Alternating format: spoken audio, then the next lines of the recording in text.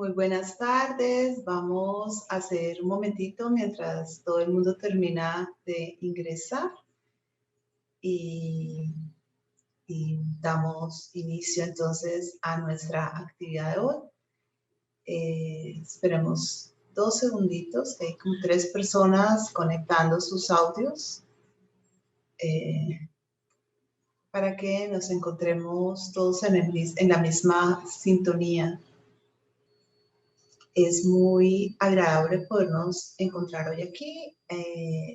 Antes de dar inicio a nuestra charla de hoy, que espero sea muy agradable para todos nosotros, vamos a conocer un poco la programación que tiene el club a nivel virtual para esta semana. Pero voy a esperar, como les digo, 2 minuticos que terminen de conectarse los audios. Y de esa manera vamos dando inicio. Como les decía, para mí es un verdadero placer estar hoy aquí con ustedes. En nombre de Mónica Meneses les doy la bienvenida. Ella hoy no nos acompaña, pero nos deja todo su cariño y el esfuerzo de este equipo que trabaja con el club y que está tan comprometido con que nosotros podamos disfrutar de estos espacios de esparcimiento que nos sacan de la casa y nos incluyen cada vez más profundamente en los espacios de la cultura, del desarrollo personal, del bienestar. Vamos a empezar mostrando la presentación del club para esta semana, para que ustedes ojalá se animen y participen dinámicamente de ella. Como ven, empieza mañana con una extraordinaria película, El Solista, de nuevo trabajando el horizonte de la música, que es tan grato. Luego tenemos el lunes la conferencia de salud por un 2021 sin lesiones deportivas. Y el día martes la conferencia La realidad de los términos y condiciones de WhatsApp, ahora que estamos todos como tan preocupados por esta situación que viene a afectar un poco nuestra historia y nuestra vida, a las 4 de la tarde, a cargo de Carlos Cortés. El día miércoles 27, también a las 4, estará el concierto de San Silvestre de la Filarmónica de Berlín del 2020. Y el día jueves tendremos el Cineforo con la película Baby Teeth, también una película muy recomendable desde todos los puntos de vista. El día viernes, por su parte, habrá un conversatorio musical sobre la vida y la obra de Ernesto Lepona.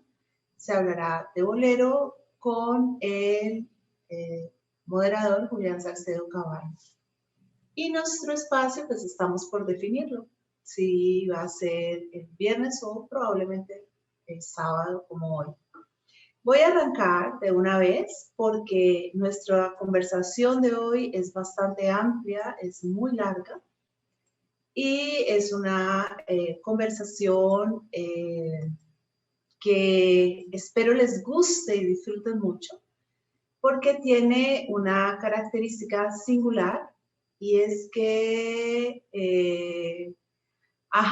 muchísimas gracias, sí, Moniquilla. Aquí estamos todos muy juiciosos y muy contentos. Tiene una característica muy singular, es que es una charla bastante interdisciplinaria y holística, podríamos decir. El referente va a ser historia. No voy a decir mentiras, yo voy a centrarme esencialmente en la parte histórica, pero no voy a dejar de lado hablar de Degas y de su obra, de sus formas de ser y de actuar, que fueron sumamente singulares, pero también muy propias del periodo en el que él está situado. Recuerden, para quienes no me conocen, mi nombre es Gilma Betancourt, soy historiadora de la Universidad del Valle, con maestría en historia también en la Universidad del Valle, muchos años en pedagogía en diferentes ámbitos, desde los universitarios hasta los de nivel medio. Actualmente trabajo de manera independiente con población adulta. Y estoy muy contenta de encontrarnos hoy para hablar de un tema tan encantador y tan revelador como es el París de final del siglo XIX, de la mano de quien, sin lugar a dudas, es para muchos uno de sus pintores favoritos. Bien, la segunda mitad del siglo XIX sorprende a París con la necesidad de renovarse. El siglo XIX es un siglo turbulento, empieza de la mano de Napoleón Bonaparte, quien es derrocado en 1815, luego viene el periodo de la Restauración, que se desenvuelve relativamente bien en sus orígenes con Luis XVIII, pero luego entra en crisis con Carlos X, de manera que esto lo llevará a una revolución, que será la Revolución Gloriosa de 1830, se llama las Tres Gloriosas, las tres jornadas que se dan en julio de 1830, a través de las cuales cae el gobierno monárquico y se instaura una nueva forma de monarquía constitucional, monarquía republicana con Luis Felipe de Orleans. Luego vamos a encontrar un segundo cambio del horizonte del gobierno con el advenimiento del Segundo Imperio. Es a este momento al que nos vamos a referir, al París que es posterior a la Revolución de 1848, que siempre busca volver sobre las formas originarias de la Revolución Francesa, sin caer en el caos que pudo derivarse de los periodos como el de 1792-1793, mejor conocido como el terror rojo. Bien, París era una ciudad que no se había renovado. Realmente era una ciudad que se había mantenido sobre sus pilares medievales. Una ciudad bastante maloliente, apestosa, con deficiencias en términos de alcantarillado, de acueducto, hacinamiento, pobreza, deterioro de los edificios públicos. Mejor dicho, era todo menos un paraíso. Justamente en el proceso del cambio, del relevo en los horizontes de poder, con el advenimiento del Segundo Imperio, inicialmente del gobierno de Luis Bonaparte y el sobrino que viene a ser sobrino nieto de Napoleón, creo, va a darse justamente la transformación de la ciudad como una respuesta a unas nuevas formas de pensamiento, una nueva manera de concebir la realidad y la vida. Estos viejos barrios que existían y que se habían vuelto albergues de mendigos, de menesterosos, prostitutas, bandidos y también clases subalternas, tenían que desaparecer del horizonte urbano de París, entre otras cosas, con el propósito de evitar la movilización social, tal como se había dado esta en 1830-1848. De manera que quien se constituyera en el segundo emperador de los franceses se dio a la tarea de poner en movimiento un amplio plan de acción. Este era el París que existía antes de Luis Napoleón, el París que nos testimonia Eugène Delacroix en su famosa obra La libertad guiando al pueblo, una obra que hace alusión a la Revolución Gloriosa, a la Revolución de 1830, y donde nosotros podemos ver cómo la libertad viene con su pecho descubierto, la bandera tricolor, que se vuelve a instaurar porque durante el periodo de lo que fue la restauración estuvo completamente prohibida. y se da una movilización en la que la mayoría de las participantes son sectores subalternos, sectores trabajadores, que están muy inconformes con las prácticas socioeconómicas que se están dando al lugar, que los circunscriben a un ámbito laboral cada vez más controlado, más regulado, más exigente y con menos garantías o sin garantías sociales de ningún tipo. Los trabajadores pueden ser destituidos en cualquier momento de sus cargos, tienen que trabajar bajo condiciones de hacinamiento, se ven explotados no solo laboral, sino también sexualmente, y hay una gran cantidad de malestares que se evidencian en las movilizaciones, en las que también pueden participar uno que otro burgués. Lo interesante de la obra de Lacroix, que está en el esquema del modernismo francés, es que, del romanticismo francés, es que él nos muestra cómo están todos los sectores sociales, pero cómo la burguesía es minoritaria, ¿no? Como esta es una movilización que se hace fundamentalmente desde los sectores de abajo. Los grupos o las clases sociales pudientes estaban cada vez más fuera de París, en los suburbios, en el norte y en el oeste. Las personas no querían vivir en las inmediaciones de estos sectores inseguros y donde la mayor parte del tiempo el olor era un olor desastroso, el olor de caña. Aclaro, ya desde esta primera imagen estamos caminando de la mano de Degas. Algunas de estas obras, ustedes van a ver, son contemporáneas, casi anticipan las grandes obras que a nosotros nos llaman más la atención, que son las obras donde tiene un mayor protagonismo la figura de las bailarinas y que van a ir derivando del abandono de los óleos hacia él a asumir los pasteles. Pero es solo para que ustedes sepan, ¿no? Todas estas obras son de Degas, excepto la Libertad guiando al pueblo y este retrato de Luis Napoleón Bonaparte. Napoleón III va a decidirse entonces a una empresa gigantesca.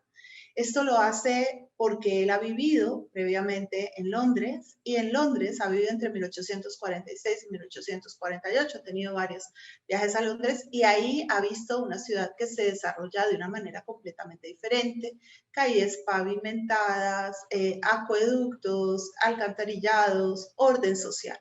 En este momento de la historia se ha hecho muy clara las ideas modernas. Estas ideas señalan que el orden espacial se traduce en un orden de las ideas. Entonces, organizar el espacio, regular el espacio, establecerlo, va a ayudar a la transformación profunda de las prácticas que tienen o que llevan a cabo los diferentes sectores sociales, especialmente los sectores y las clases populares, unas clases que tienden, como ya he dicho, a ser desbordantes y para las que no existen todavía suficientes respuestas.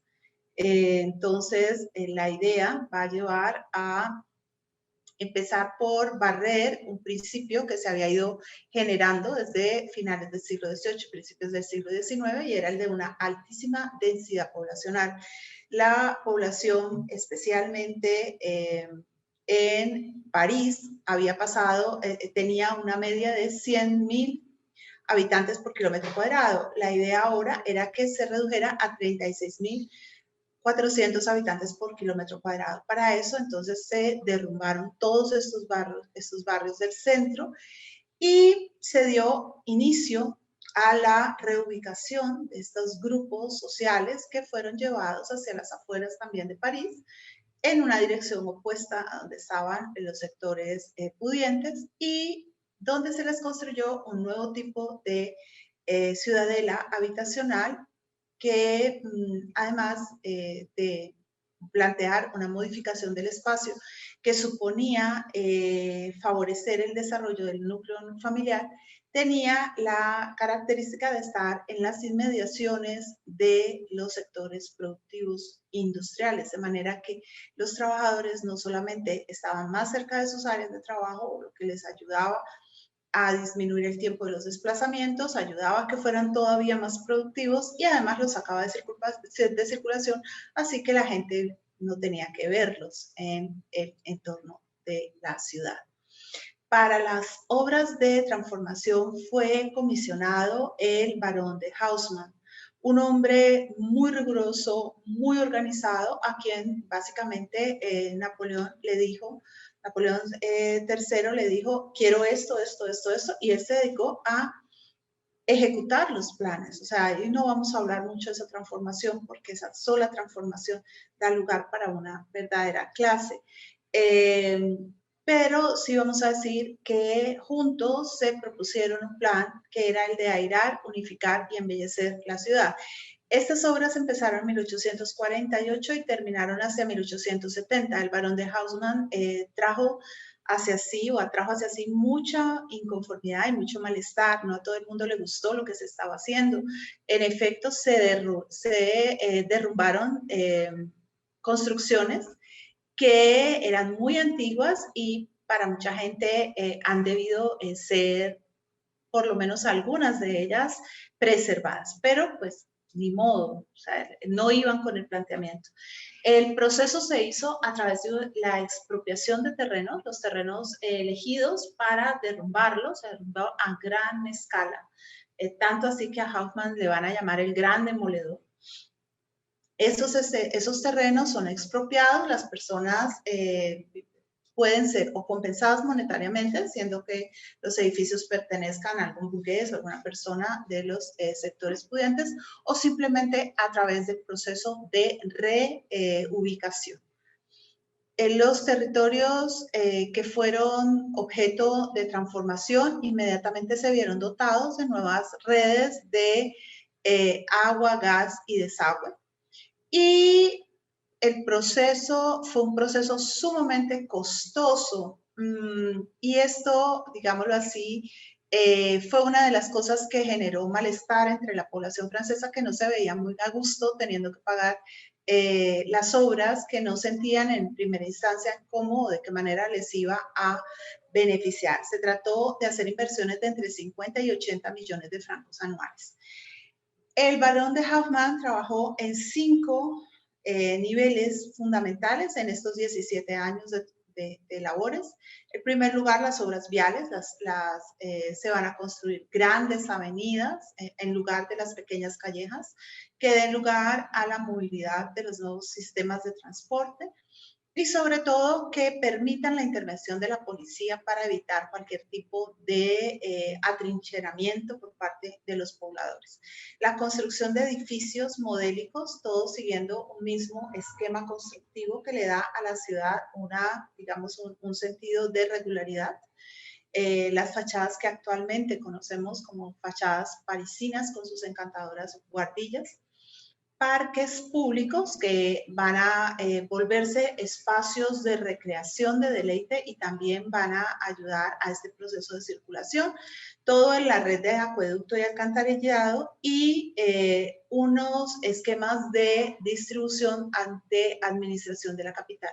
Así que se da lugar a un plano que redetermina la organización social, le quita a París esa vitalidad histórica que había tenido en el pasado, donde los grupos sociales se sobreponían unos a otros de una manera no necesariamente esquematizada, y señala que el centro oeste va a estar habitado por los sectores proletarios, mientras el sur y el norte va a estar cruzado por la Rue de Rivoli y el este-oeste, los campos elíseos, el este-oeste y el centro-oeste va a ser el espacio habitacional determinado para los grupos burgueses. Este es el resultado, en parte, de estas maravillosas obras que hacen que todo converja y que abren espacios a una amplísima movilidad. Bien, ahora sí nos vamos de la mano de nuestro guía de Edgar Degas. Este hombre es un personaje de unos matices y unos contrastes únicos. Nació el 19 de julio de 1834 en medio de una familia adinerada.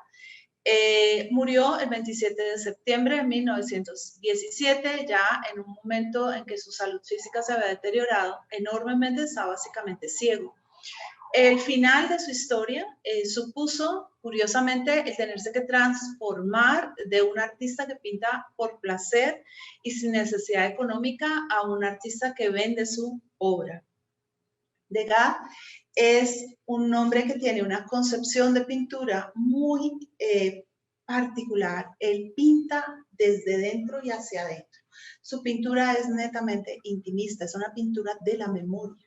Él no es el pintor que pinta in situ, sino que es el pintor que construye una imagen interior. Así que por eso hablamos del París de Degas, que no es París.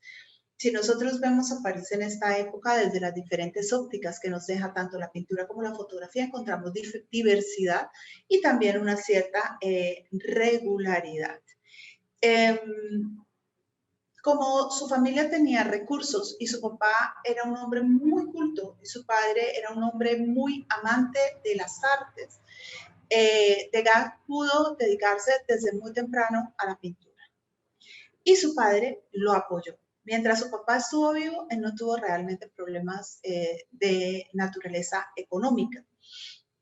Ya desde muy temprano tuvo la posibilidad de estudiar con otros pintores, quienes le instruyeron en el dominio de la técnica y quienes lo fueron llevando hacia los cánones de la pintura de su tiempo, que está muy marcada por el horizonte del romanticismo, pero también del academicismo. Hay una forma específica de concebir la imagen. Él va a romper con esta visión. Viaja mucho, sus viajes son, como en todos los pintores, absolutamente demostrativos y le ayudan a transformarse. Hay una gran distancia entre el Degas de la juventud y el Degas de la edad más adulta. Siempre, durante toda su existencia, Degas se movió entre la misantropía y la misoginia. O sea, fue una persona poco sociable en cierto sentido. Curiosamente, tuvo grandes relaciones de amistad, pero no era muy dado a intervenir en reuniones sociales. Era muy contradictorio en ese sentido. Lo vamos a ver, siempre lo asociamos con el impresionismo. Es más, aquí lo nombramos como impresionista, aunque él no es impresionista. La pintura de Degas no es impresionista. Él rompe con el impresionismo en más de un sentido, ya lo hablaremos. Y tiene algunas relaciones que para él son muy importantes, como va a hacer su relación con la pintora norteamericana Mary Cassatt, quien va a ser su gran amiga y con quien tiene una relación que siempre ha dado mucho que pensar, porque viven muy cerca el uno de la otra y él es realmente el tutor de Mary. Él es la persona que se le acerca, que le ayuda, que le habla en una época en que las pintoras tienen que enfrentar una gran resistencia por parte de los círculos, especialmente academicistas, que no les dan valor y que no las quieren enseñar y que no les quieren, digamos, acompañar en sus procesos de aprendizaje.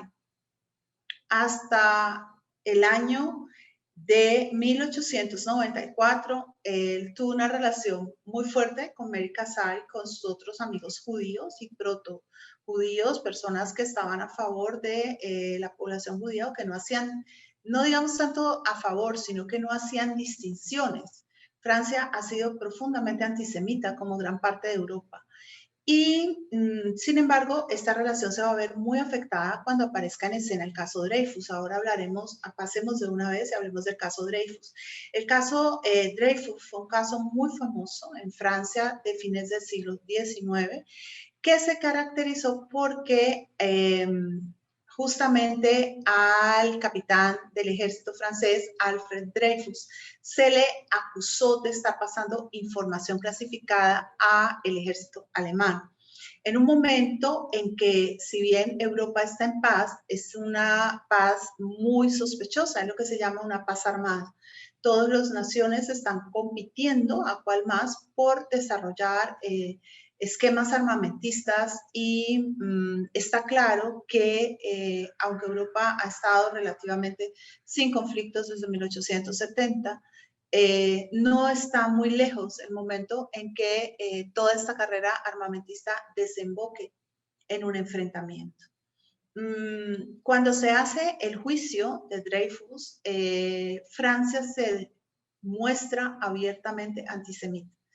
Y Dreyfus es juzgado muy rápidamente y en unas condiciones muy sospechosas, las que se habla de muy poca transparencia en el tribunal y falta de investigación y, digámoslo así, un cierto compromiso condenatorio que lleva a que justamente se lo destierre y se le condene a prisión perpetua en la colonia penal de la Isla del Diablo, situada a 11 kilómetros de la costa de Guyana Francesa. Eso era casi una sentencia a muerte. Las condiciones estaban planteadas para que estas personas tuvieran que trabajar de una manera absolutamente exigente, sin ningún tipo de descanso, sin ningún tipo de bienestar, mal alimentados, mal abrigados, expuestos a las inclemencias del clima, circunscritos a las enfermedades endógenas que había en estos lugares.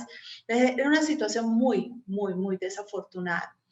Bien, en ese momento para muchos judíos, especialmente para quienes se dieron cuenta de que las cosas no estaban siendo justas, como fue Mathieu Dreyfus, el hermano de Alfred, era claro que se estaba moviendo algo muy feo.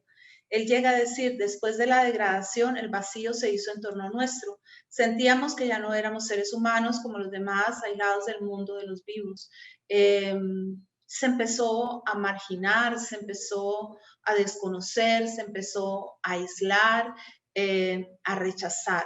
Y uno de los que hizo esto fue justamente nuestro querido Degas. Dejó de hablar con todos sus amigos judíos y con todos aquellos amigos que podían tener relación con los judíos. Él era muy cercano a Émile Zola y este caso los distanció profundamente porque Émile Zola va a ser uno de los intelectuales que se va a poner del lado de Dreyfus y que específicamente va a hacer su famoso artículo Yo acuso, poniendo enfrente de la opinión pública la injusticia cometida, sobre todo cuando se descubrió que realmente Dreyfus era completamente inocente, que el culpable era Ferdinand Walsid Echternach, un otro militar, a quien también se juzgó, pero a quien sí se absolvió. ¿Por qué se volvió tan antisemita nuestro querido Degas? Pues muy sencillo, porque para esa época su hermano René se había comprometido en un acto pasional. René se había enamorado de una mujer que había sido justamente cantante y bailarina en la Ópera de París y fue su amante. Luego esa relación se acabó, la mujer se casó con un banquero y René, llevado por la pasión, por los celos, por por la turbulencia emocional, atacó a ese hombre, lo mató y fue llevado a la cárcel. Entonces, cuando murió el papá de Gas, el capital que tenía el padre de Gas, se perdió básicamente todo en reponer y pagar deudas relacionadas con el juego de René y con las acciones de René, y muchas de esas deudas eran pagadas a judíos. Entonces, eso tuvo bastante que ver con el antisemitismo de Degas, que ya al final, afortunadamente, él como que logró pasar un poco la página y volvió a hacer su relación cercana con Marie Casal, quien sí tenía una relación muy fuerte con la comunidad judía. Bien, Degas va a empezar a usar la técnica del pastel hacia específicamente ya en 1907 la va a volver su técnica, va a dejar el óleo. Parte de eso tiene que ver con su afectación de salud, no tiene tanta finura para la visión y el pastel es una técnica que requiere menos cuidado en los detalles y es una técnica muy eficiente.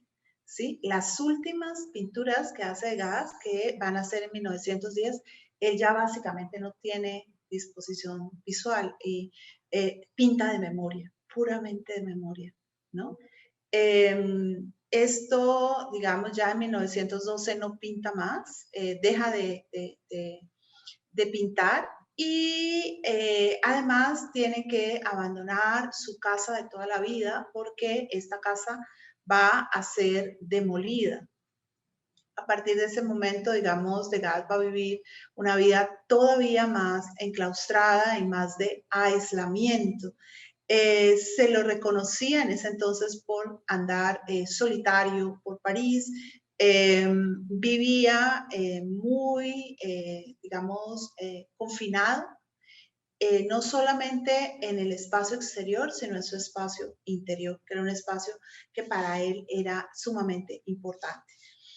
Les voy a leer esto, que es lo que dice Degas sobre su obra. Dice, está muy bien copiar lo que uno ve, pero es mucho mejor dibujar lo que ya no ve, salvo en el recuerdo.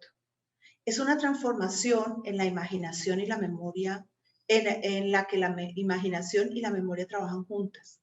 Solo se reproduce lo que llamó la atención, es decir, lo realmente necesario.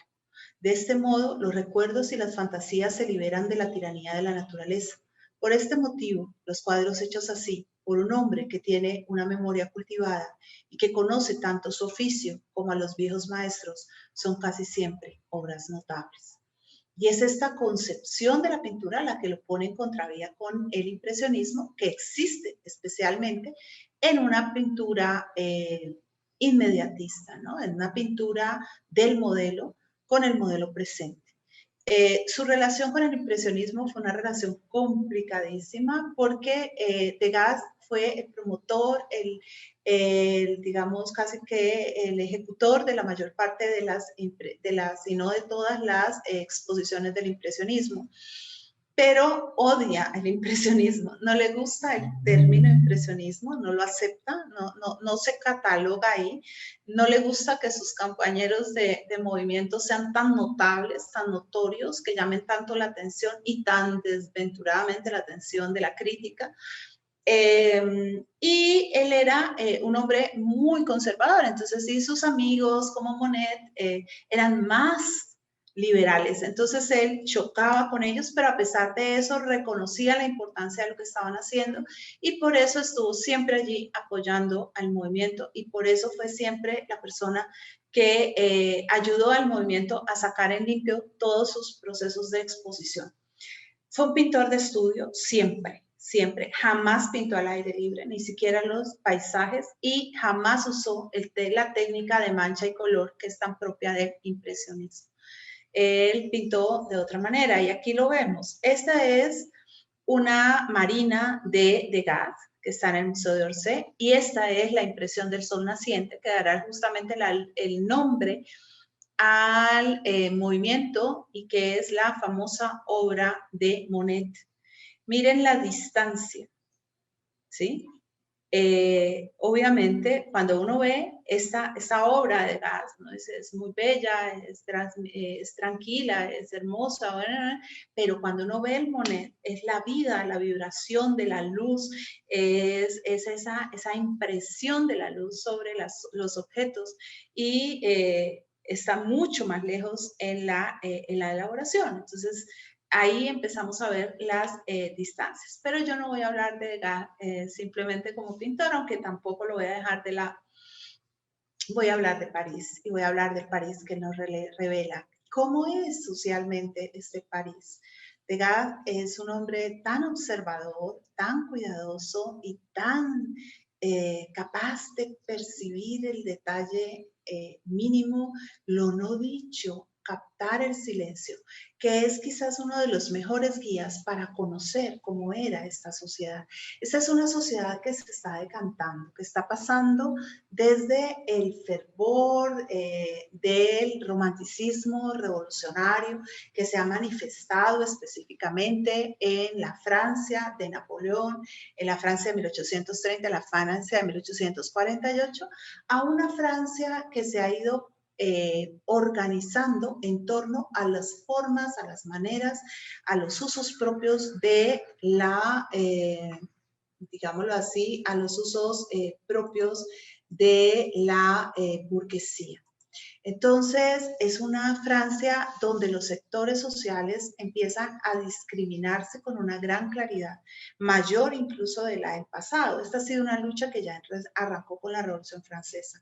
Entonces, cada quien tiene un lugar social y se espera de esa persona que cumpla a cabalidad el rol que le corresponde y no pretenda sobrepasar ese rol.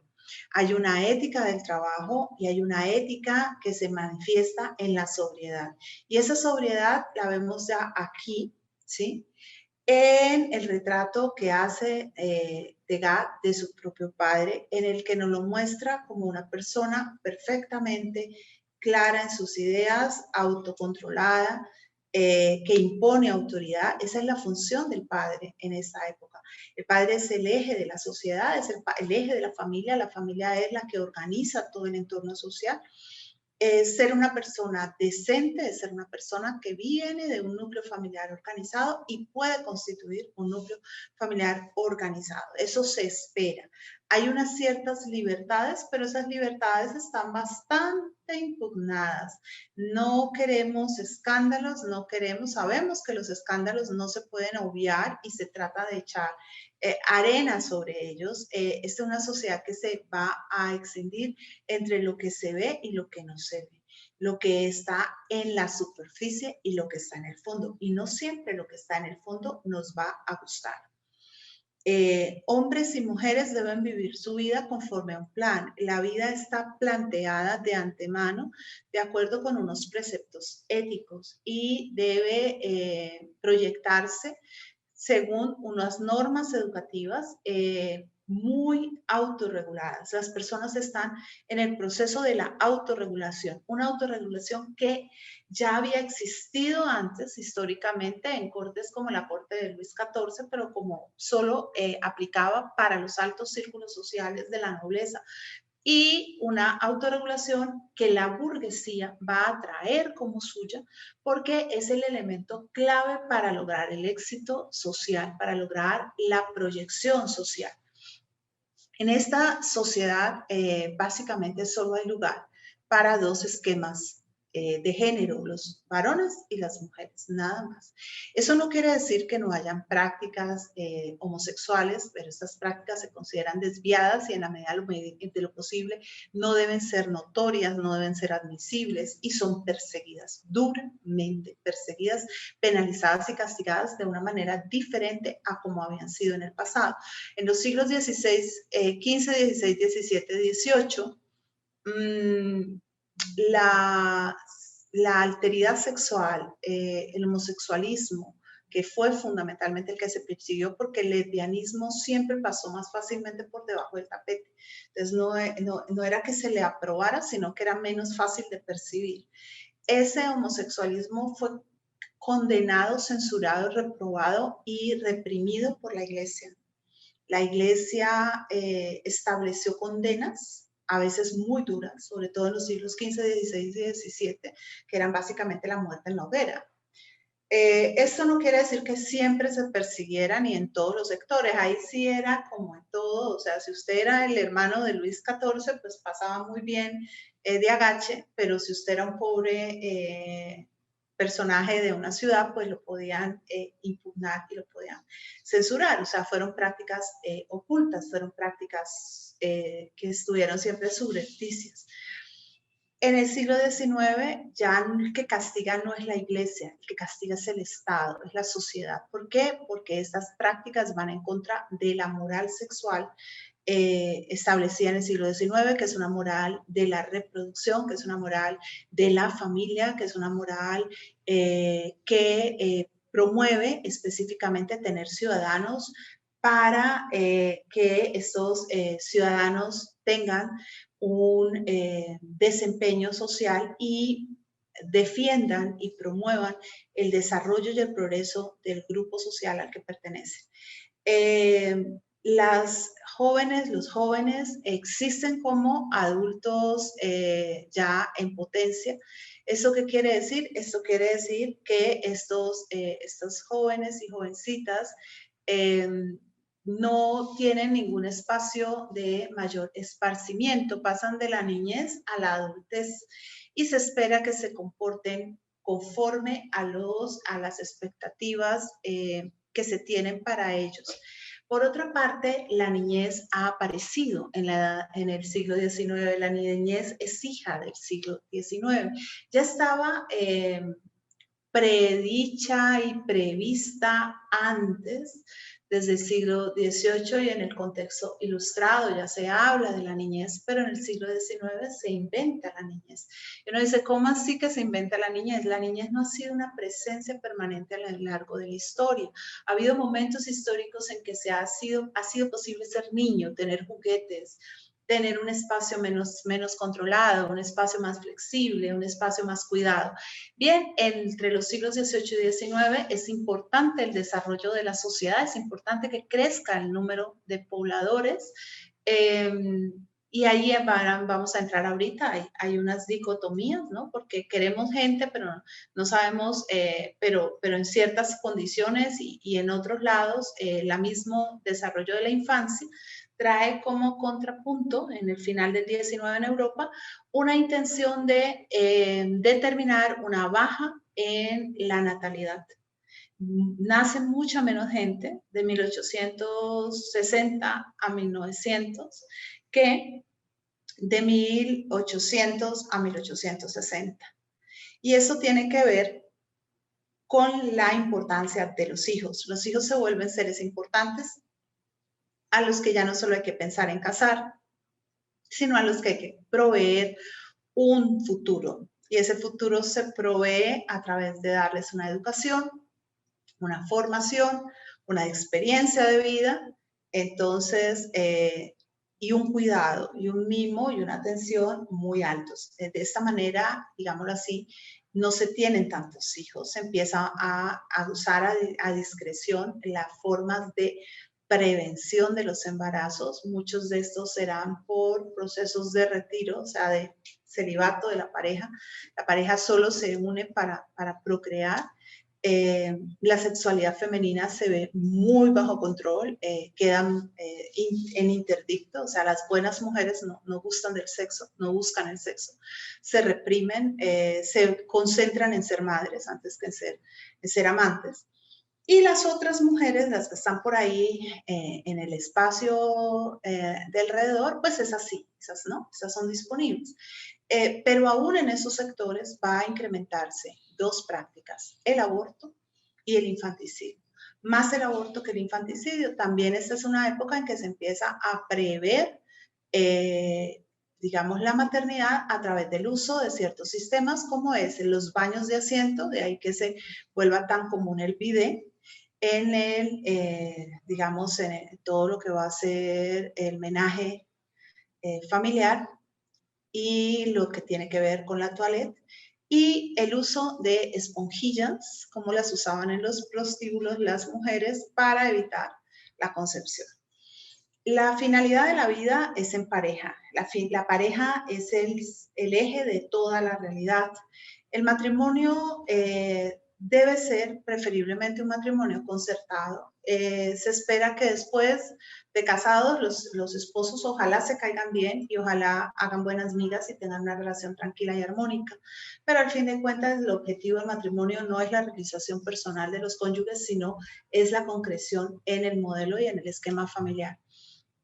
Manet nos regala varias imágenes de este tipo. Estos son sus amigos de toda la vida, Edmundo y Teresa. Como ustedes ven, no aparecen ninguno de los dos con una cara de gran satisfacción o felicidad, más bien es una clara resignación. Y esta resignación doméstica en muchos casos se va a manifestar en la distribución de los ámbitos, el ámbito familiar o doméstico para la mujer y el ámbito citadino y sobre todo nocturno para el caballero. Mientras la dama está criando hijos en su casa, educándolos, alimentándolos, proveyendo para ellos, garantizando un medio ambiente cómodo, confortable, limpio, que garantice la salud, el caballero no solamente se encarga de proveer, sino que también se sale, se divierte, se entretiene y de esa manera se liberan, digamos, o se alivian bastante las cargas. Siempre se ha hablado en relación con Degas que a él le cuesta mucho trabajo reflejar la intimidad marital y la intimidad de los géneros, ¿no? Poner hombres y mujeres en espacios de intimidad donde uno pueda percibir una relación muy fluida. Esto se debe no solo a los modelos, sino, como les digo, a él mismo, a su concepción de la realidad, de la historia, a su forma, a su propia personalidad. Uno de sus retratos más ilustrativos es este, es un retrato que él hace de la familia Belliegi, que era la familia de su tía y el esposo de la misma, y donde todos los observadores hacen alusión a varias cosas, y es a la cara absolutamente de resignación de la señora, el espacio perfectamente ordenado, las niñas vestidas como niñas, que ese es un gran avance del siglo XIX. Si esto hubiera sido en el siglo XVIII y ustedes han visto pinturas del siglo XVIII, ustedes se acuerdan que los niños aparecen vestidos como adultos. Aquí ya no, hay una segregación del vestido. Esa segregación del vestido, la falta corta, está dando un indicativo al observador, y es que este sujeto es un sujeto no maduro, es un sujeto segregado, al que le corresponde una visión del mundo más inocente, más protegida, más armónica, más cuidada. Y también el siglo XIX es el momento en que se empieza a establecer la línea de la pedofilia, porque hasta el siglo XVIII esa línea es inexistente. O sea, no hay una restricción tan fuerte. En el 19 no quiere decir que la pedofilia desapareció, la pedofilia siguió existiendo, desafortunadamente existe hasta hoy, pero por lo menos ya está con la connotación de que es algo totalmente inadecuado y es algo totalmente inadmisible. Por otra parte, ustedes ven algo que es muy importante y es la mirada del padre en relación a la hija, es esa mirada de proyección de futuro, ¿no? El de los hijos son ese futuro por venir, ese futuro tan deseable. Aquí vemos el estudio, el boceto que hace Degas antes de pintar el cuadro, que incluso, si ustedes, yo no sé si ustedes me darán la razón, tiene un valor de expresión artística muy alto, porque el estar menos acabado y al manejar los colores como los está usando, logra ir mucho más adelante. Estas familias perfectamente ordenadas, estas familias burguesas, son las familias que disfrutan espacios que hasta entonces eran impensables, la compañía. En el siglo XVIII era impensable la compañía del padre con los hijos. El padre no se ocupa de los hijos, el padre está simplemente pasa revistas sobre los hijos. Obviamente no puedo decirlo en todos los sectores sociales, porque cada sector social reviste un grado de complejidad y de desarrollo distinto. ¿Qué quiere decir eso? Que entre más bajo sea el nivel de gradación social, mayor es la intervención, la interacción, el compañerismo, el afecto que se muestra. Entre más alto sea el nivel social, más distantes son los padres de los hijos, ¿sí? Porque hay toda una mediación que incluso se crea casi que a voluntad, con el propósito de cuidar al hijo y también con el propósito de aislar, ¿no? Las esferas de interacción. Pero aquí ya no. Aquí empezamos a ver los padres con los hijos, en este caso Manet, la familia de Manet, y empezamos a ver cómo se muestra un nivel de interacción distinta, donde cada quien ocupa su lugar en el mundo, pero donde ya hay claramente unos derroteros de unidad. Este es quizás el cuadro que más apreció Degas en toda su historia, el cuadro que más quiso. ¿Por qué? Porque en este cuadro que él tuvo siempre colgado en la cabecera de su cama, representa a la figura que para Degas es crítica y cumbre, que es su padre. Su padre era un gran aficionado a la música y generaba, cada lunes tenía, digamos, veladas musicales en su casa a las que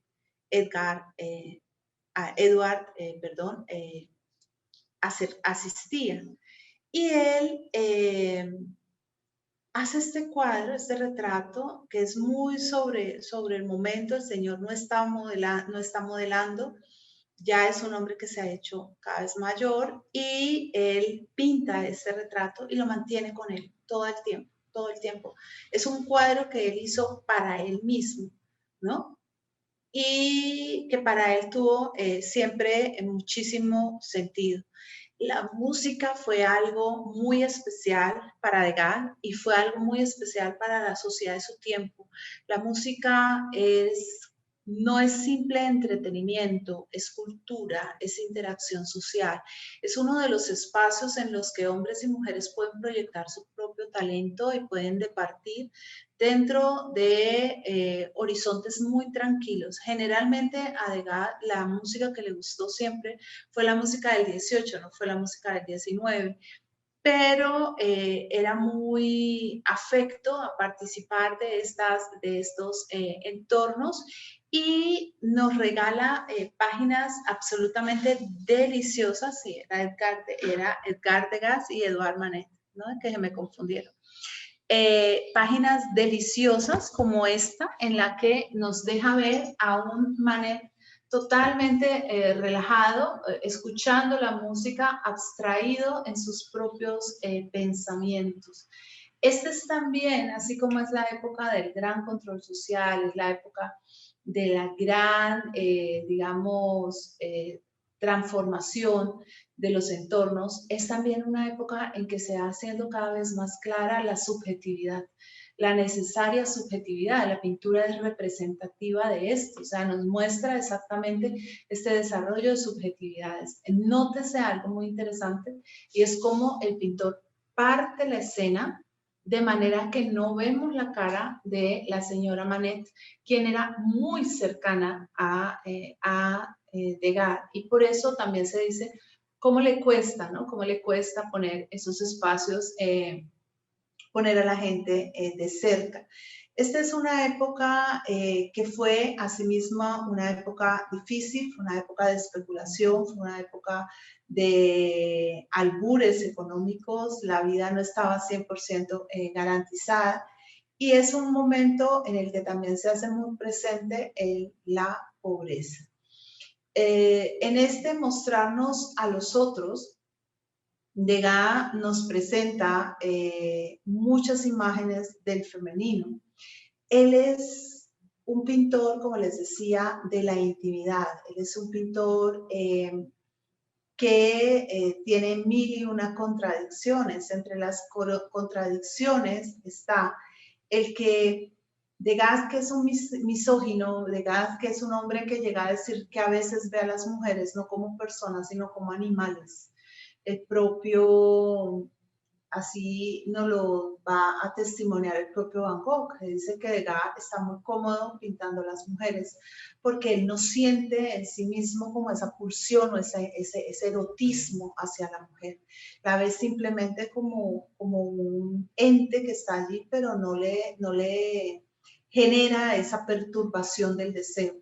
Degas logra mostrarnos a estas mujeres como unos seres con una vida interior. No son simples modelos para una imagen, son mujeres que piensan la realidad, que piensan la vida, que buscan su propio destino. Es una etapa difícil para las mujeres, están en medio de un conflicto enorme. Por un lado, familias y sociedad que ya te han determinado, ya te han dicho qué debe ser, y por el otro lado, el anhelo, el deseo, la búsqueda de ser uno mismo, de tener su propio desarrollo. Ese anhelo de las mujeres por poder estudiar, por poder participar, por poder hacer más de lo que se les permite. Y aquí nos encontramos con la gran amiga de Gas, esta mujer maravillosa, con una obra fantástica que es Mary Cassatt. Ella, como yo les decía, cuando Mary Cassatt llegó de los Estados Unidos a París, empezó a tomar clases de dibujo y de pintura, pero con una gran frustración, era que su maestro no la tomaba realmente en serio y a ella no le permitían acceder al museo y no le permitían hablar con los otros pintores y estaba totalmente al margen del movimiento que se estaba dando y concretamente del movimiento del impresionismo. Entonces Degas es el que se le acerca, con el que ella empieza a hablar, es el que va a ser su amigo de todo el tiempo, la respeta, la enseña, trabajan muy en consonancia y estos cuadros que nos muestra son una obra de un grandioso afecto y una maravillosa admiración, porque nos muestra a Mary Cassatt no como alguien que está en el museo sin ver, sin entender, sin concebir lo que está allí, sino como alguien que tiene una mirada crítica sobre la obra, una persona posicionada frente a la obra. Y es eso también lo que está pasando. Mary Cassatt va a viajar a París, su familia no va a estar contenta porque su hermana se va con ella, no, porque ¿cómo así que no se quieres casar? ¿Cómo así que quieres ser pintora? Bueno, está bien, aprende a pintar, pero como para que tengas un hobby mientras crías los niños. Y ella no quiere eso, ella quiere un proyecto personal. Entonces es un momento en el que esto va a estar en lucha, ¿sí? Aquí un maravilloso estudio de manos y ahora empezamos a hablar y a ver cómo nos va a ir mostrando Degas el círculo social de París en el que él se mueve, porque es su círculo social. Si nosotros hacemos esta mirada sobre París, por ejemplo, y la hacemos con Toulouse-Lautrec, vamos a ver otro París. O sea, y Manet nos va a mostrar otra cosa, cada uno nos va a mostrar una realidad diferente que es su realidad. Degas y Manet son muy amigos. Manet es el gran genio al que todos los otros impresionistas le rinden, digámoslo así, homenaje y pleitesía hasta un cierto punto. Le reconocen su grandeza, su maravilla en la pintura, aunque también tampoco va a ser impresionista propiamente. Vemos aquí los amigos, digamos los amigos de Degas y ahora sí entramos a un punto que es el punto de puntos, es la intimidad.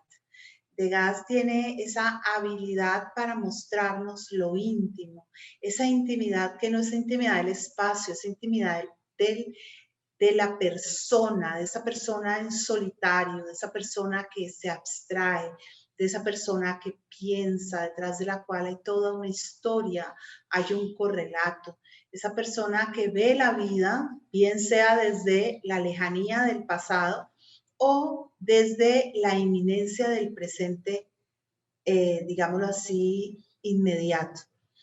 A Degas le encanta el pequeño gesto y aquí lo vemos, él tiene toda esta serie sobre las mujeres en la sombrerería. Aquí vemos a Mary Cassatt justamente probándose un sombrero.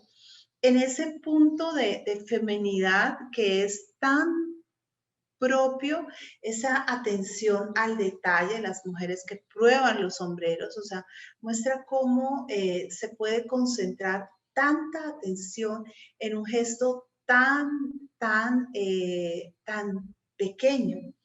Y él, en esta obra, lo podemos ver, va a usar, ya aquí usa el pastel le permite a él cambiar la forma del trazo, desde un trazo pesado, de un trazo sólido, hasta los trazos esfumados y hacer el balance de manejo de luz y de textura. Es por eso a él el pastel le va a gustar tanto. Siempre que hace trabajo en el pastel, hace una linealidad, una secuencialidad con el color. Entonces tiene una trama de color, que es la trama dominante, y va creando narraciones aquí, en este caso, en relación a los azules, pero también en relación a los tonos ocre o a los tonos tierra. Y así va interconectando los elementos que están dentro de la obra. Este es el París de la moda. Es un París en que la moda ha escapado del control de unos pocos, se ha vuelto un hecho multitudinario, y de alguna manera podemos pensar, siguiendo estas obras de Degas, cómo el sombrero a las mujeres que naturalmente están calladas, que casi siempre tienen que escuchar, que han perdido el control de la palabra, porque ese es un proceso que se ha dado con la Revolución Francesa, como ese escoger el sombrero es un acto totalmente de individualización, y cómo ese gesto del sombrero y ese afecto femenino, y cómo se va, digamos, acentuando a través de él esa coquetería. Ni qué decir si estas son mujeres que pueden comprarse un sombrero. Ustedes no se alcanzan a imaginar lo que era para una jovencita o para una niña o para una mujer de los sectores marginales poder llegar a tener el sombrero, cómo pueden a través de él sentirse verdaderamente parte de un cuerpo social que generalmente margina y generalmente excluye. Dentro de las cosas que se hacen en este momento para pasarlo bien está montar. Montar es algo que solo pueden hacer las clases más altas, es algo que además ha pasado ya hace mucho rato de la exposición simplemente militar a la práctica deportiva. El deporte a caballo, bien sea la caza, bien sea las carreras, bien sea el jockey, se empieza a volver una práctica que permite lograr fama, lograr notabilidad social. Son valores que se aceptan como valores muy importantes. A Degas le encantan los caballos y le encanta pintar, especialmente a los jockeys. Antes de pintar insistentemente las bailarinas, que es lo que nosotros más conocemos en su insistencia pictórica, él hace toda esta serie de cuadros en los que está aludiendo básicamente a las carreras. Cuando trabaja con el pastel, este pastel lo utiliza pulverizándolo húmedo. No trabaja en la hoja natural del manejo del pastel, trabaja en una hoja para acuarela que tiene un gramaje más fuerte, o sea que soporta sobre todo esa parte húmeda, y que le ayuda a hacer que el polvo de la tiza de pastel se fije de una manera mucho más profunda en lo que es el soporte. Y también le ayuda, digamos, a hacer estos excelentes juegos de difuminación, a crear veladuras y a fundir colores para dar origen a nuevos matices. Como les decía, Degas capta el pequeño gesto, capta ese gesto cotidiano y usa particularmente este esquema, ¿sí?, de superposición para crear los efectos de movimientos, ¿sí? Los famosos pedimentos que le permiten a veces dejar como una huella fantasma en la obra. Hace mucho ese trabajo del gesto, el peinado, el pintor en su estudio, la mujer que se está acicalando, muchas de estas mujeres ya son las bailarinas que se están preparando, las que son los bebedores de absenta y las mujeres que están bebiendo muchas veces en los parques y en las retretas públicas, y nos va dejando un testimonio de una vida que ya no es la vida de los grandes protagonistas, sino de estas gentes del común. Y en medio de todo este proceso, Degas hace una mirada muy propia hacia la desnudez. La desnudez de Degas es una desnudez muy natural, es una desnudez del movimiento. Le interesa ver las posturas corporales, cómo se disponen los músculos en el cuerpo, y trabaja, ¿sí?, esa naturalidad del cuerpo de una manera sumamente recurrente. Las mujeres en el baño son casi obsesivas, hace una gran cantidad, gracias a Degas sabemos cómo era la toilette en esa época, sabemos que se usaba bañarse, no con la asiduidad o con la frecuencia que nosotros lo hacemos, el baño sigue siendo un elemento muy importante, muchas veces y sobre todo para ciertas prácticas. Y hace también una pequeña incursión en los, digamos, en los prostíbulos. Los prostíbulos eran algo del día a día en París. Había muchísimos de estos espacios. Había una superabundancia de mujeres y estas mujeres estaban a la venta. La resistencia o digamos el volver a las mujeres buenas, a las mujeres honestas, a las mujeres de hogar, volverlas unos seres púdicos, costó también una implementación a mayor escala de los espacios como el burdel o la casa del lenocinio. La sífilis era una enfermedad del día a día en París y era algo que desafortunadamente, pues por la forma de contagio, llegaba a todos los sectores sociales.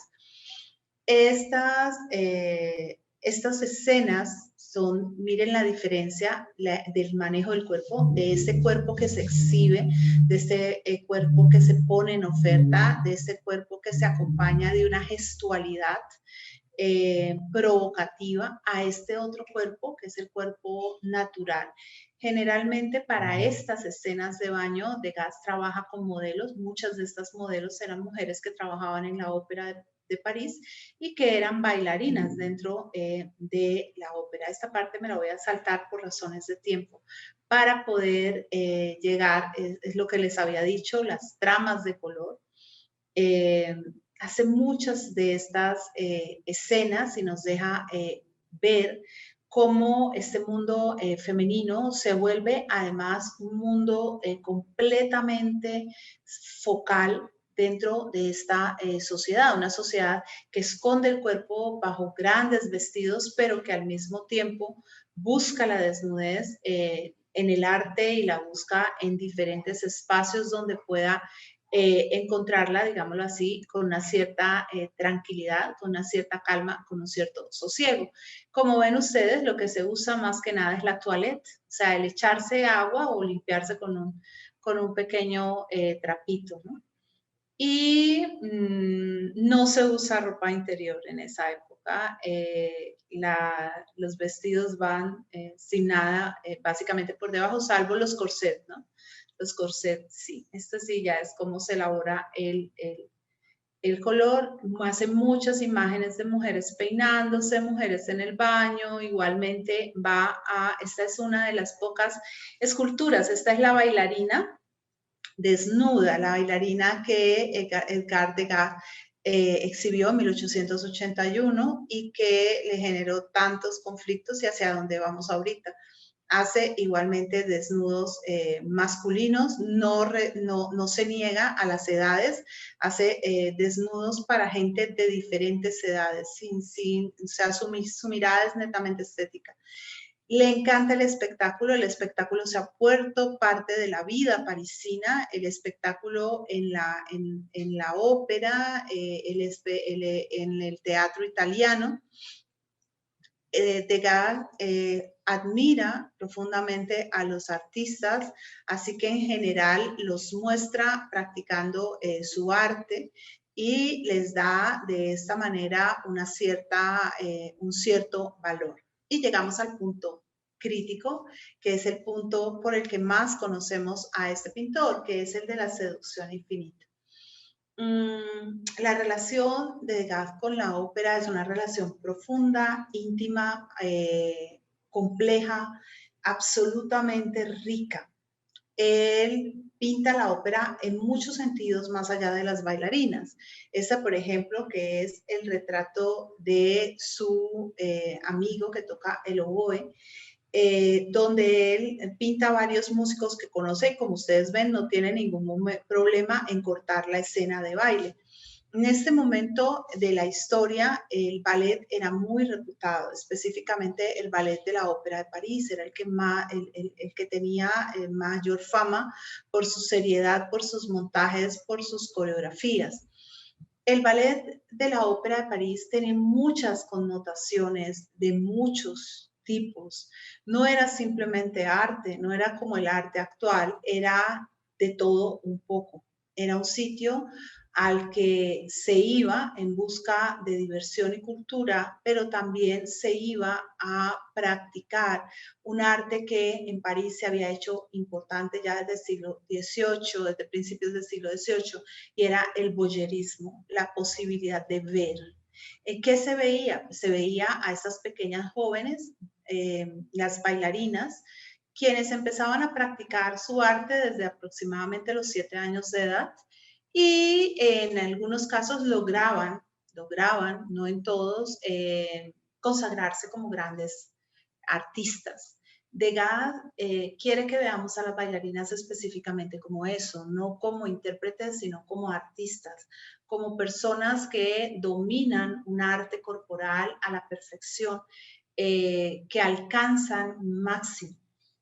A la ópera no solamente se va a ver a las bailarinas, a estas pequeñas jovencitas que se vuelven el coto de casa de muchos caballeros que las van a buscar para otros propósitos más allá de simplemente entretenimiento artístico, y que son denominadas por mucha gente pequeñas ratas de ciudad, es decir, pequeños roedores, ¿sí? Porque vienen en su gran mayoría, si no en su totalidad, de los sectores más bajos, de los sectores subalternos.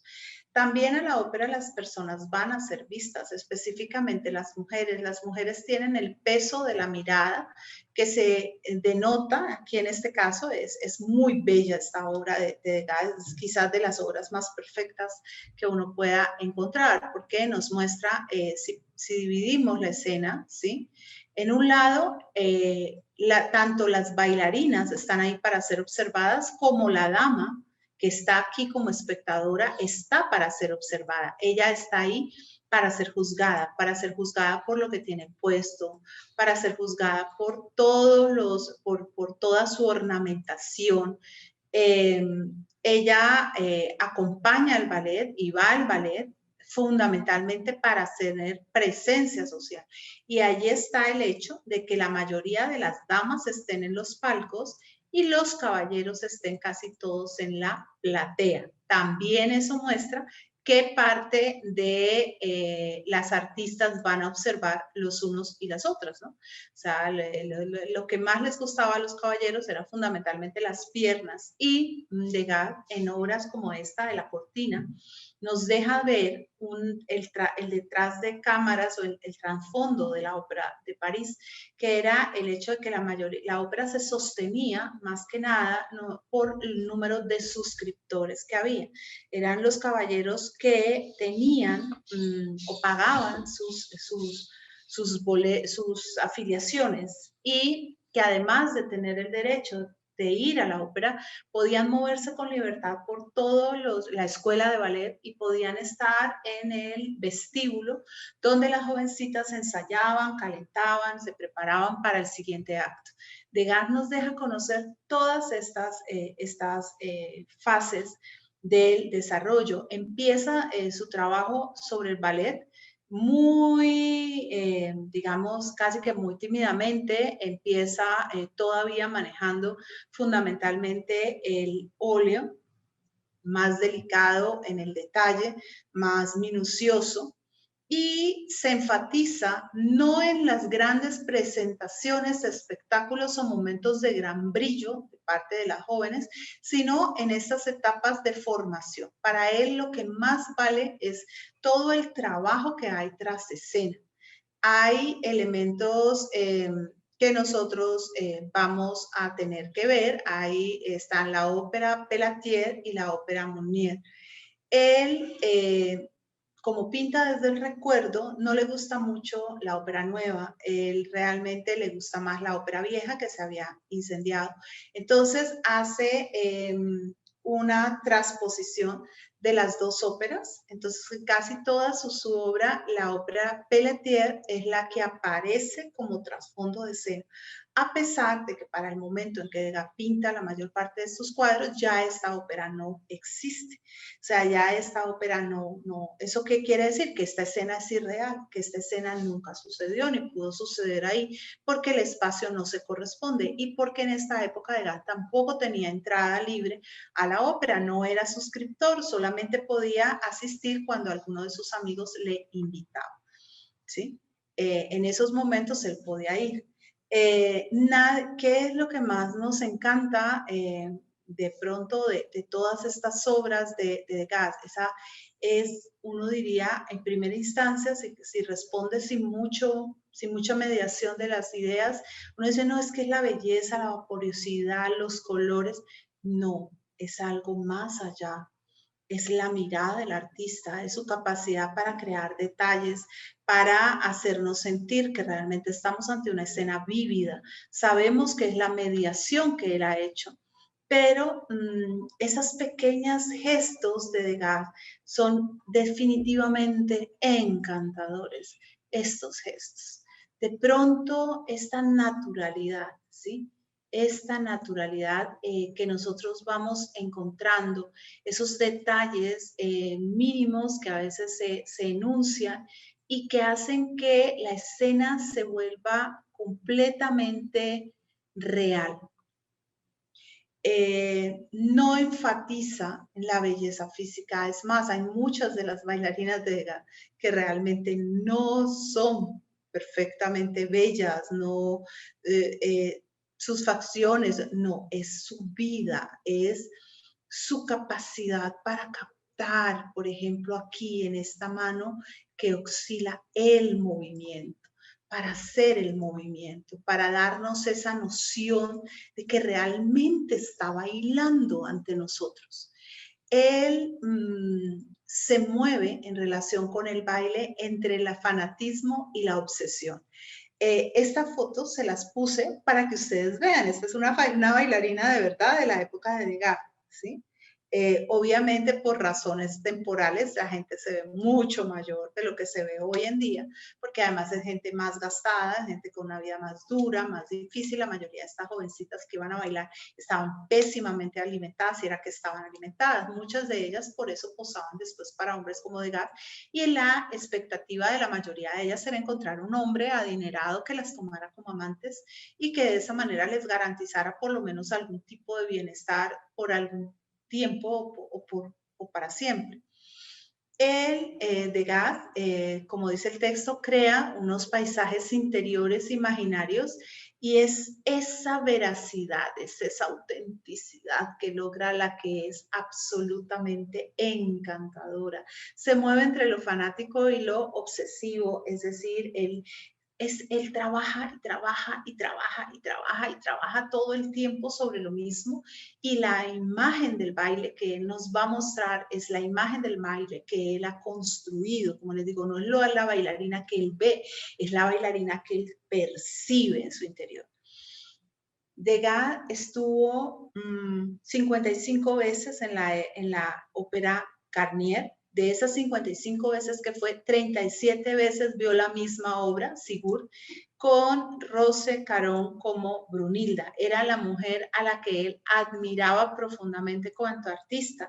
Y eso es lo maravilloso de Degas, es que él, que es el misógino, es el que capta ese anhelo de la feminidad, esa expresión de la feminidad, esas sutiles transformaciones del rostro, y no tiene miedo de que se pierda el entorno de belleza tal como normalmente nosotros no lo representaríamos, porque sabe que la feminidad trasciende el gesto mínimo y que es un algo que está en muchas más partes. Esta es la primera pintura que hace Degas sobre el ballet, y la hace, como ustedes ven, miren la distancia, y vamos a ir viendo cómo va a ir avanzando, ¿no? cómo va a ir cambiando las bailarinas de los 70, que son estas bailarinas en óleo, que son estas bailarinas pormenorizadas. Él va a cambiar también en el sentido, es que se me acabó de ir el nombre, va a cambiar, va a mantener el viejo es profesor de danza Gardel, que en ese momento ya no es profesor de danza en la Ópera de París. Gardel se ha ido mucho antes para Rusia a formarla al ballet en Rusia. Cuando él vuelve, ya él no pinta, no es el coreógrafo, no es el que orquesta la clase de danza, pero ese es el ballet que Degas anhela y es el ballet que Degas reproduce.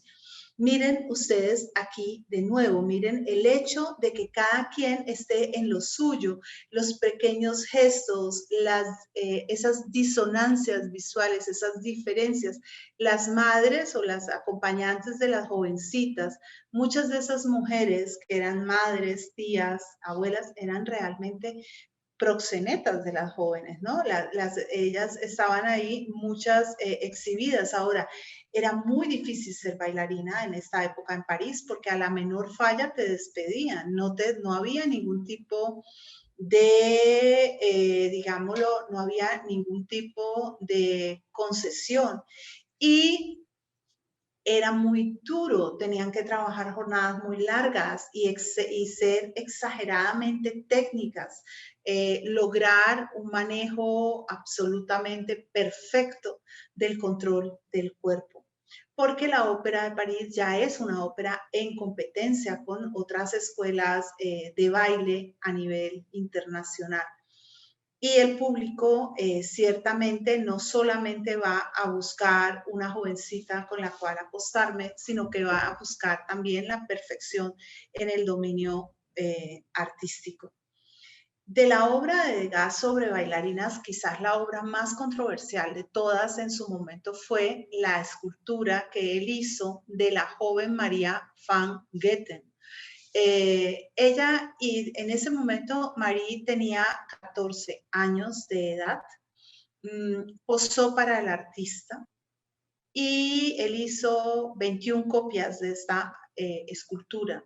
La presentó en 1881 en una de las exposiciones de los impresionistas con muy mal resultado por parte de la crítica, además porque él cometió un error de base y que fue que puso la escultura, la puso en un vidrio, entonces parecía como un animal disecado.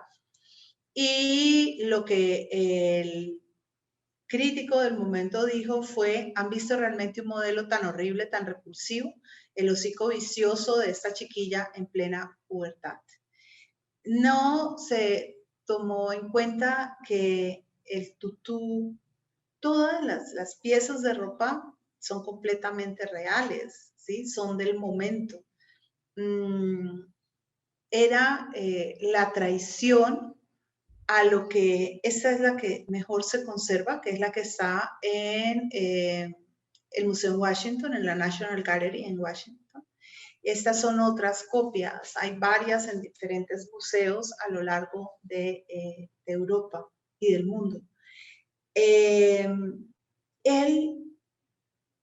captaba el momento de compenetración del artista consigo misma, pero en su momento fue como si para una vez estos señores se hubieran dado cuenta realmente de que Degas había captado ese implícito, esa parte inconsciente que había y que se escondía detrás de los telones de la ópera.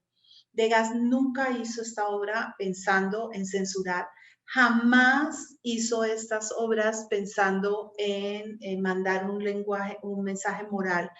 Él ve el arte fundamentalmente, lo único que a él le interesa, a decir verdad, es el arte, es el cuerpo en sus diferentes expresiones, en sus diferentes cadencias.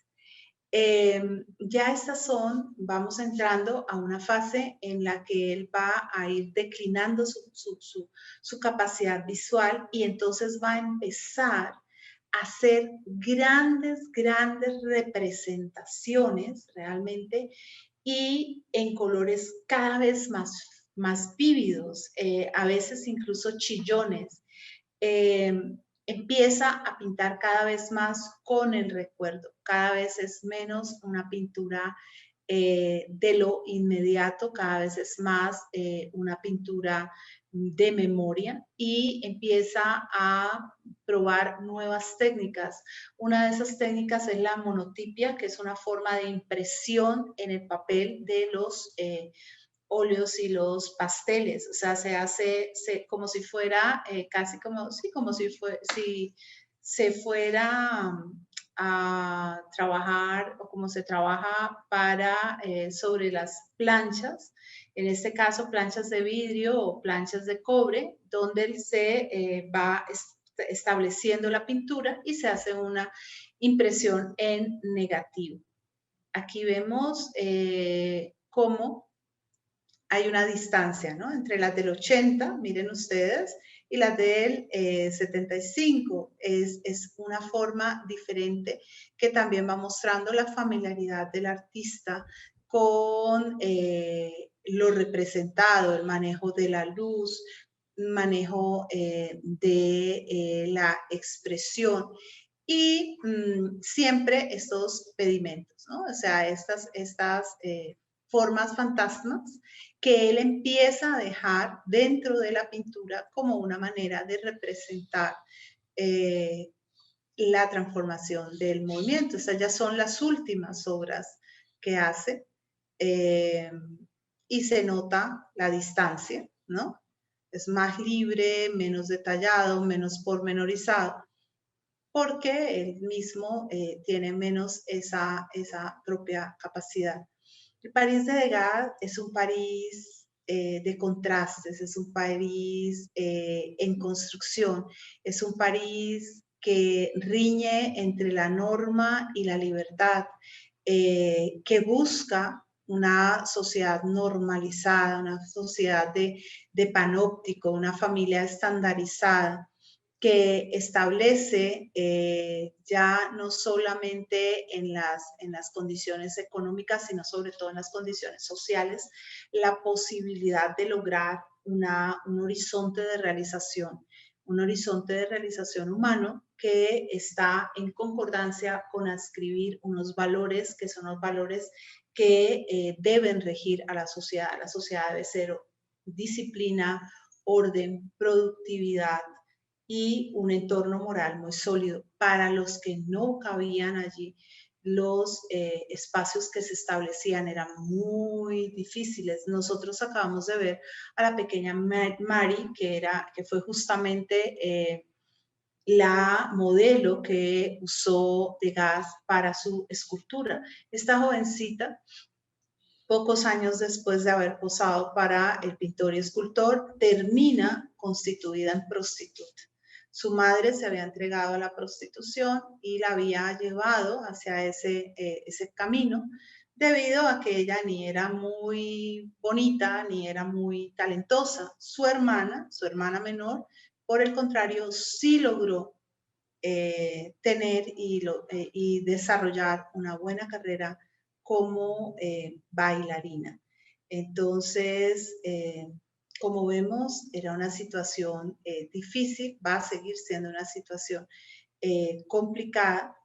Y este París va a estar entonces en este proceso de confrontación.